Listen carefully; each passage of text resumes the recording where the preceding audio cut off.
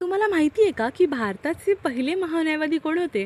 तर ते होते MC सेटलवाड. मग सध्याचे कोण आहे? तर ते आहेत व्यंकट रामिनी. तर आज आपण आपल्या व्हिडिओमधून अतिशय सोप्या शब्दांमध्ये महान्यायवादी यांच्याबद्दल माहिती घेणार आहोत. चला तर सुरू करूया.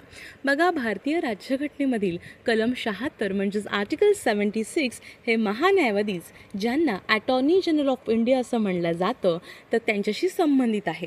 हे देशातील सर्वोच्च कायदा अधिकारी असतात. त्यांची नियुक्ती ही राष्ट्रपती करतात. त्यांची सॅलरी म्हणजेच वेतन हे राष्ट्रपतींद्वारेच ठरवलं जातं आणि ह्यांचा कार्यकाल जो आहे ना, हा राष्ट्रपतींची मर्जी असेपर्यंतच ते काय करू शकतात, धारण करू शकतात. बऱ्याचदा ना इथे आपल्याला आयोग फसवण्यासाठी 62, 65, 5 इयर्स असं देऊ शकतात, परंतु नाही.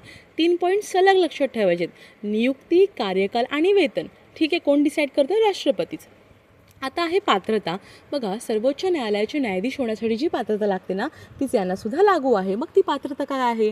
की भारताचा नागरिक असला पाहिजे.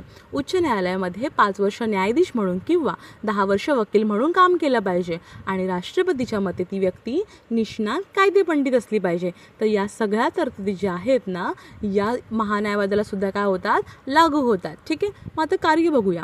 बघा, भारत सरकारला कायदेशीर बाबींमध्ये सल्ला देणं आणि भारताच्या कुठल्याही न्यायालयामध्ये भारत सरकारच्या बाजूने उभं राहणं, त्या न्यायालयामध्ये, हे महत्त्वाची कामं जी असतात ती महान्यायवादी करत असतात.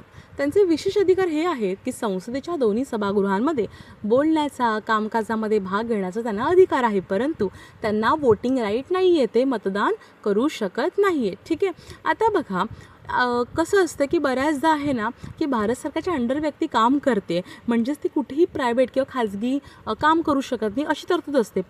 परंतु महान्यायवादाला अशी तरतूद लागू नाही आहे. ठीक आहे, म्हणजेच काय की ते भारत सरकारचे पूर्णवेळ सल्लागार नाही. ते कुठेही खाजगी वकिली किंवा व्यापार करू शकतात किंवा स्वतःची कंपनी ओपन करू शकतात किंवा कुठल्याही कंपनीमध्ये जॉईन करू शकतात. ठीक आहे, त्याच्यामुळे हे लक्षात ठेवा.